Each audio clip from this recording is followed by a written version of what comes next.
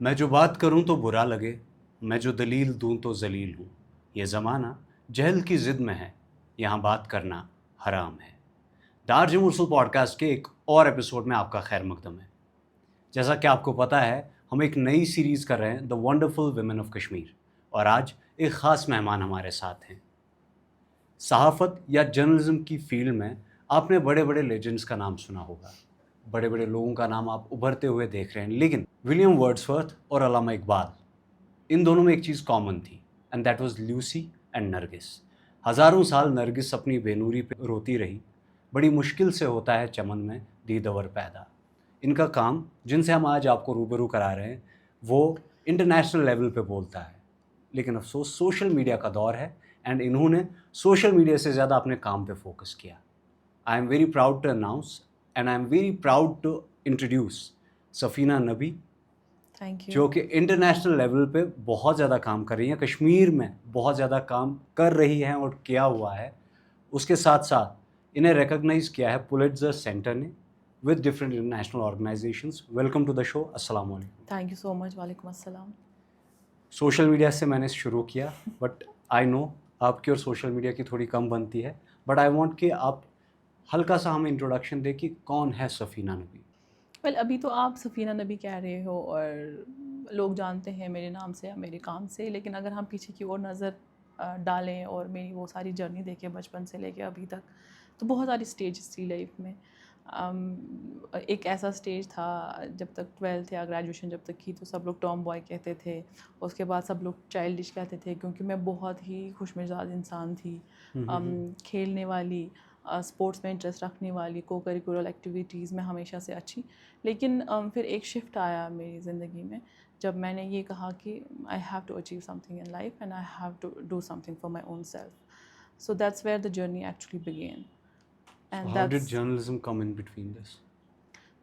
So journalism came from my grandfather. तो मेरी Okay, जो परवरिश है वो मेरे नानी हाल वालों ने ज़्यादातर की है। ठीक है। और मेरे जो नाना जी थे वो काफ़ी मुंसलिक थे रेडियो वगैरह से, उनको न्यूज़ सुनना बहुत अच्छा लगता था और उनके घर में थोड़ा लिटरेचर का एटमॉस्फेयर था। तो जब वो रेडियो सुना करते थे तो मैं उनको उनके साथ बैठती थी, जैसे कशीर पर ऐसे बेहवान फेरनस मज़ा शाल फस करना। So so so he would keep me like that and he would tell me stories about people. और वो फॉरेस्टर रहे थे अपनी लाइफ में, तो वो मुझे स्टोरीज़ वो सुनाते थे। तो मैं उनको हमेशा से ये बोलती थी कि ये जो न्यूज़ बोलता है ये कौन है, तो वो मुझे एक्सप्लेन करता था। तो उस टाइम पे एक फैंटेसी थी मेरे दिमाग में कि जर्नलिस्ट या जो लोग खबरों से मुंसलिक लोग हैं, इनको सब तक पहुंच होती है, ये सबसे मिल सकते हैं। तो पहुंच वो एक बढ़ाने के लिए आपने रेडियो किया। नॉट लाइक पहुंच बढ़ाने के लिए, लेकिन वो एक बचपन में आपकी उस दिमाग में आप अपनी चीज़ अपनी तरीके से चीज़ों को सोचते हो। तो एक फैंटेसी सी मेरे दिमाग में क्रिएट हो गई कि जो जर्नलिस्ट लोग होते हैं वो सबसे मिल सकते मिल हैं, सकते उनको हैं। ईजी एक्सेस होता है। बस पहले तो वो एक चीज़ थी मेरे दिमाग में, उसके बाद पैशन बन गया धीरे धीरे धीरे धीरे धीरे धीरे। फिर आदत हो तो गई फिर इसकी। स्कूल में मैं थी जब, तो मैं सुबह असेंबली में न्यूज़ प्रेजेंट करती थी, तो बोर्ड्स वहाँ लिखती थी न्यूज़ से। आई नो, वो तो सो मुझे भी पता है सो कि ये काम मैंने भी किया हुआ है। सो एक ये फेज़ हम था। दोनों एक ही स्कूल हाँ, में पढ़े हैं, एब्सोल्युटली। एंड ये she was my senior I guess, and ये बोर्ड लिखना वहाँ अच्छी चीज़ थी। मुझे याद है एक सर लिखते थे, हुसैन सर, उर्दू में। हाँ, एक्चुअली। तो फिर जब मैंने कहा कि मैं जर्नलिज्म करूँगी, तो it was not an easy battle at home. घर वालों को तो मनाना स्ट्रगल पड़ा। तो हमेशा घर से स्टार्ट होती है। स्टार्ट होती है। तो या सो किसको कन्विंस करना मुश्किल था? Father, mother? वैसे कन्विंस करना मुश्किल ये नहीं था कि मुझे जर्नलिज्म पढ़ना था, लेकिन मतलब आज से 10-12 साल पहले आप घर वालों को बोलो कि आप डॉक्टर इंजीनियर नहीं बनना चाहते हो, आप जर्नलिज्म करना चाहते हो, it was not only a shock, but ये एक ऐसी भी चीज़ थी जो जो जो उनको लगता था कि ये लाइफ थ्रेटनिंग है, because of whatever the reasons around. तो उनको ये लगता था कि इकलौती बेटी है, एक अकेली बच्ची है हमारी, तो कुछ हो जाएगा कल को तो हम क्या करेंगे। तो so the biggest concern was something else. Okay. But वो उस बात को चैनलाइज या उसको प्रॉपर तरीके से बोल नहीं पाए, और उस वजह से उन्होंने मना किया, और वो उनका मना करना मेरा रिबेलियन होना बन वहाँ गया से फिर। स्टार्ट हो गया। तो हाँ, कोई ऐसी स्टोरी हुई फिर कि जो आपको लगा कि नहीं, this was very challenging for me, शायद वो यही कह रहे थे?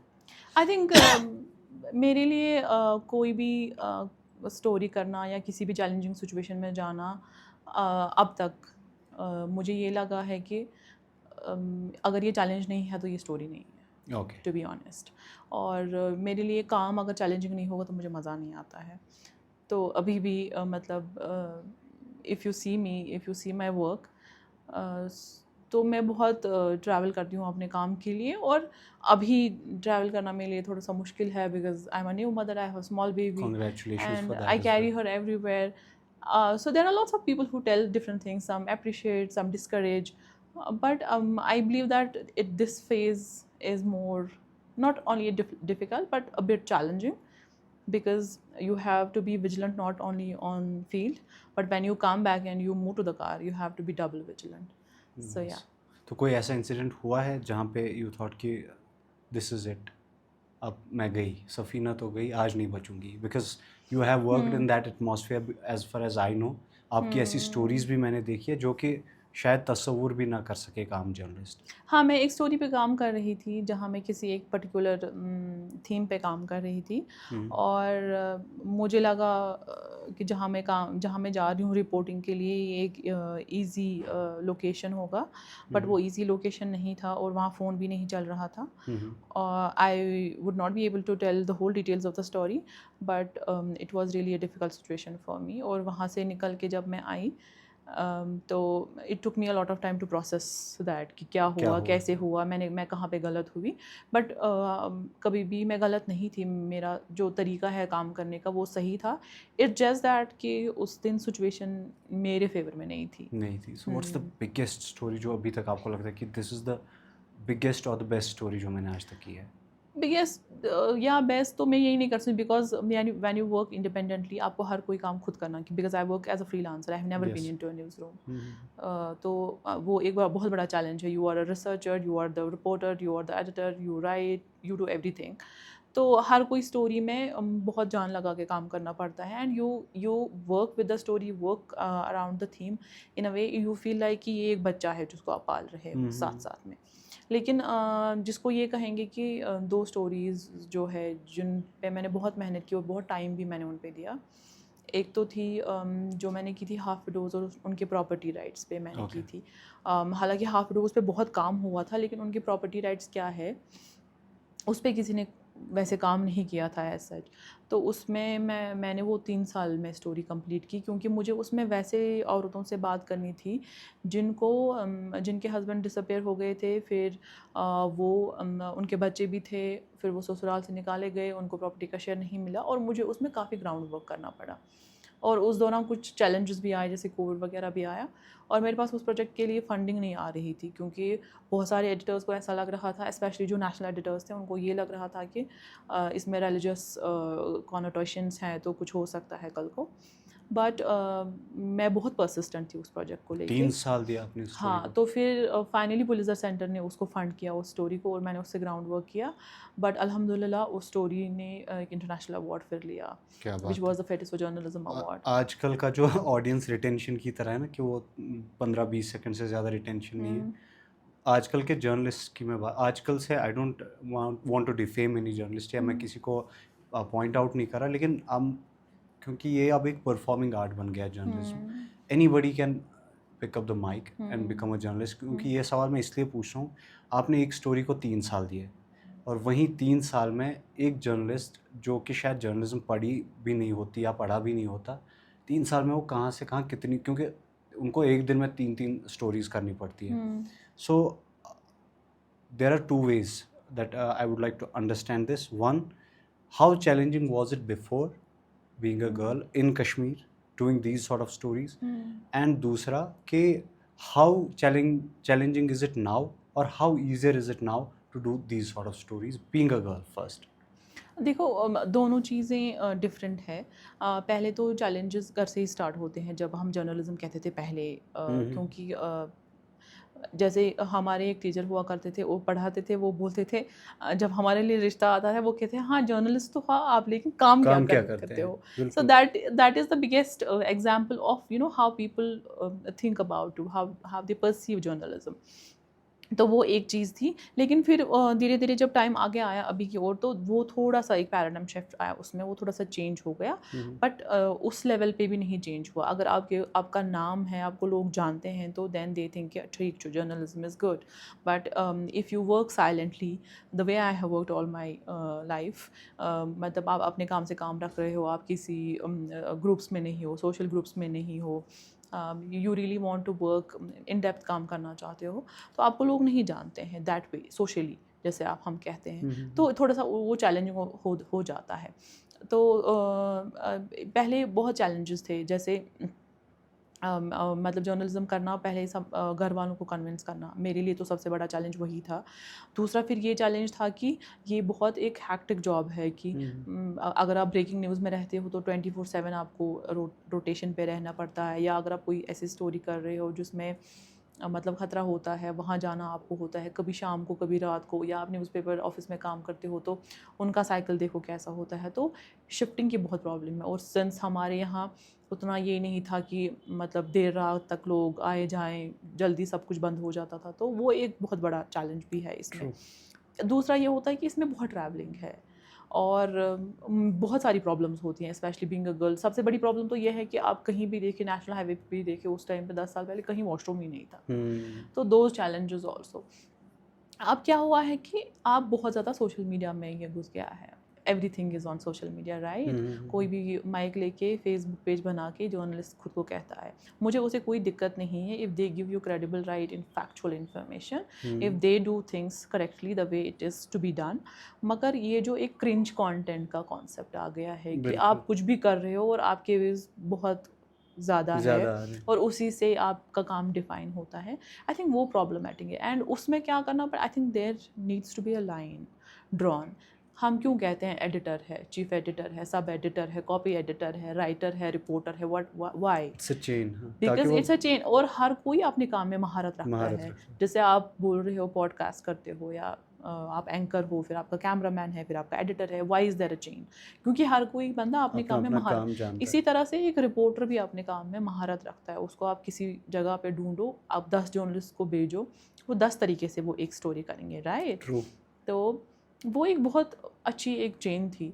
लेकिन अब क्या है कि everybody wants to be in the limelight. दिन में आपको 10 स्टोरीज, रील्स, व्हाटएवर आपको जो भी डालना होता है, तो ये आपको कंज्यूम कर रहा है।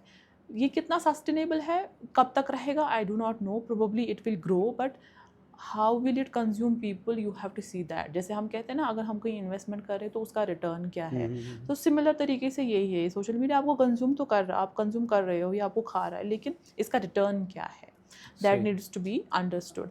और इसमें बहुत चैलेंजेस है, क्योंकि इसमें सबसे पहले इन जर्नलिज्म हमको ये एथिक्स पढ़ाते हैं, सिखाते हैं, तो ये तो इथिकल लेवल पे ही कहीं बैलेंस नहीं हो रहा है। तो मुझे खुद ये कॉन्सेप्ट बहुत अजीब सा, डॉजी सा लग रहा है। लेकिन ठीक है, हर कोई हर किसी इंसान की एक चॉइस होती है और वो अपना फील्ड चुनता है। ठीक है, आप कंटेंट क्रिएटर हो, आप इन्फ्लुएंसर हो, आप उस बेल्ट में रहो, उसमें रहो। You cannot be a journalist the way journalist cannot be an influencer. Or probably you cannot do 3 things, 4 things, 5 things, right? You can be multitasking, but you have to choose one thing and you have to specialize in that. Do you ever think कि यार इतनी अच्छी story है, मतलब वो social media का जो charm होता है, ग्लैमर होता है, फिर लोग बहुत ज़्यादा देखते हैं, क्योंकि आई थिंक आज का जो दौर है, everything is on social media. तो डू यू फील कि क्या कहते हैं आजकल की टर्म में, FOMO, fear of missing out, क्या आपको होता है कभी कि I am missing out on something, कि काश ये स्टोरी मैंने यहाँ डाली होती, काश ये स्टोरी इतना चली होती, काश मेरे सोशल मीडिया पे इतने फॉलोअर्स होते? Do you ever feel like this? No, never. क्योंकि आप अपने काम से कितने कंटेंट हो, वो आपको पीस देता है। For me as a person, peace is very important. True, peace is very very important. If I will not be at peace, my mind will race. और मेरा माइंड वैसे ही रेस कर रहा होता है, क्योंकि ये सोच रहा होता है कि ये स्टोरी है, ये करना है, वो करना है। और उस रेस में अगर मैं इस पर एक एडिशनल रेस डाल दूँगी, तो आई लूज़ इट कि अगर मेरे पास पीस नहीं है तो मैं सोच नहीं पाऊँगी, मैं काम नहीं कर पाऊँगी। तो हर इंसान का अपना एक पैटर्न होता है, पर्सनैलिटी होती है। तो मेरी पर्सनैलिटी ऐसी है कि ये चीज़ें मुझ में मैटर नहीं करती हैं। प्रोबेबली 8 साल 10 साल पहले अगर आप मुझसे पूछते तो मैं शायद बताती कि हाँ मुझे ये हो रहा है, मुझे अच्छा लगता है वो करना ये करना, लेकिन हो नहीं रहा है। लेकिन अगर आप अभी मुझसे पूछोगे, आई एम अल्हम्दुलिल्लाह content with my work, content with what I am doing, content with how slow it is or how I take pace at times, I slow down at times because I work according to my own schedule, right? और जब मैं schedule की बात करती हूँ उसमें सबसे जो पहली इम्पॉर्टेंट चीज़ है वो मेरा पीस ऑफ माइंड है, वो मेरा पीस है कि अगर मैं कोई स्टोरी करना चाहती हूँ और वो मुझे डिस्टर्ब कर रही है तो आई will not do that because ultimately what matters, your inner internal peace matters more. So अगर आप मुझे अभी ये पूछेंगे कि आप किसके पीछे दौड़ रहे हो तो मैं अपने इंटरनल पीस के लिए बोलूँगी Nice. दौड़ रही हूँ. So, do you think AI is a threat to you? No, never ever. Because so I will give you an example. जब डिजिटल मीडिया आया था तो सब लोगों ने कहा था हाई जर्नलिज्म तो गया, लेकिन नहीं गया ना. It added more charm to it, right? Websites आई, आपका काम PDF से वेबसाइट्स में आर्काइव्स में चला गया. आपको कोई लिंक चाहिए अपनी स्टोरी का 8 साल पहले का, आप उठा के किसी को दे देते हो. आपको you want to revisit how you wrote 10 years back, you can go back to it online, click of moment पे, राइट? तो अभी AI को हमको यूज़ करना है बट एक अच्छे तरीके से. फॉर एग्ज़ाम्पल जब मैं काम करती हूँ प्रोबेबली AI मुझे ये कर सकता है कि मैंने अगर 10 इंटरव्यूज़ किए हैं, मुझे अगर 2 दिन लगते हैं उनको ट्रांसक्रिप्ट करने में, AI मुझे 1 घंटे में करके देगा या आधे घंटे में करके देगा. लेकिन वो उसमें इमोशन तो नहीं डाल सकता ना, वो उसमें ग्राउंड रिपोर्टिंग तो नहीं डाल सकता ना, वो उसमें वो फैक्चुअलिटी तो नहीं डाल सकता ना जो मैं ग्राउंड से लेके आऊँगी. वो उसमें लोगों के इमोशंस जो मैं लाऊंगी उसमें डालने की, अपनी स्टोरी में डालने की कोशिश करूँ, वो तो नहीं कर सकता ना. तो जो एक ह्यूमन टच है जब तक वो स्टोरी में नहीं रहेगा it will not remain a story, right? It will become content only. तो वो एक टच देने की मतलब जो एक टच है human touch, that is very important and I don't think so that AI can actually replace that. I think मेरा इस पे, मैं बार बार बोलता हूँ, मेरा इस पे ये परसेप्शन है AI रिप्लेस तो नहीं करेगा but it can be a threat to those people who don't know how to use AI. Absolutely. और ये उनके लिए भी थ्रेट है. फॉर एग्जांपल अगर कोई जर्नलिस्ट है जिसने पढ़ा नहीं हो, एथिकली काम नहीं करता हो, माइक उठा के जर्नलिस्ट बन गए, उसके लिए थ्रेट है. It is not a threat to people जो मेरे सीनियर्स है या जो मेरी जनरेशन है, जो मेरे कलीग्स हैं, उनके लिए थ्रेट नहीं है क्योंकि we know our work, we know what how good we are at what we are good at. तो आपको अपना जो आपका काम है ना, आप अगर उसमें बहुत अच्छे हो, उसमें माहिर हो, आपने उस पर हार्ड वर्क किया है, तो जो एक्सटर्नल टूल्स है, बाकी सब चीज़ें, डिजिटल मीडिया है, AI है, जो भी कुछ है, ऐप्स है, तो आप इसको एनहेंस करने के लिए यूज़ कर सकते हो. इसको और अच्छा करने के लिए यूज़ कर सकते हो. जैसे आप ग्राफिक्स कर सकते हो इसमें, या कभी मैप्स डाल सकते हो, इसको एनहेंस कर सकते हो अपने काम को. लेकिन जो आपका एलिमेंट है उसमें वो कोई रिप्लेस नहीं कर सकता. See, that is where they say कि for example if I am writing a book, तो if I am writing it in a mood, मेरे एक बार एक बुक लिख रहा था मैं फीमेल्स पे ही, महाजबीन उसका नाम है, it's yet to be finished. लेकिन मेरी टीचर ने जब पढ़ी बोला मुरसल खालिद हुसैनी कम पढ़. फिर मैंने कहा मैम क्यों? बोला इसमें खालिद हुसैनी का फ्लेवर आ रहा है. सो मैं उस दिन जर्नलिज्म ही कर रहा था, तो I just got to know कि अच्छा एक राइटर का एक फ्लेवर भी होता है. तो वो फ्लेवर शायद ऐसे नहीं आ सकता. Coming back to the podcast, Kashmir की बात हमने की. You have been travelling a lot. What's your favourite destination to cover stories apart from Kashmir? South Asia. There are stories. So I have been to Europe. I have traveled across. I wrote stories from Germany. I wrote stories from other parts. But I think South Asia is the best place where you can report stories from. Particularly south Asia में कौन सी जगह? South Asia में जो मतलब overall south Asia, जैसे India, Bangladesh, Nepal, Bhutan. लेकिन हाँ, जैसे Pakistan I can not go for reporting, so I collaborate with people from Pakistan. So I think south Asia is the best place to report from. So जो वो कहते हैं ना, हर किसी चीज़ का एक गढ़ होता है. तो जो आपके जर्नलिज्म का गढ़ है ना, जो आप करना चाहते हो इन डेप्थ, जहाँ पे आप चेंज चाहते हो, इम्पैक्ट चाहते हो, तो वो यही है साउथ एशिया. साउथ एशिया में हमारे पॉडकास्ट का एक ये मोटिव भी होता है कि जो सीखें कोई कुछ, इससे कुछ वैल्यू ऐड हो इंसान की लाइफ में. सो what would you say to the people, especially girls, because we are talking about women of Kashmir?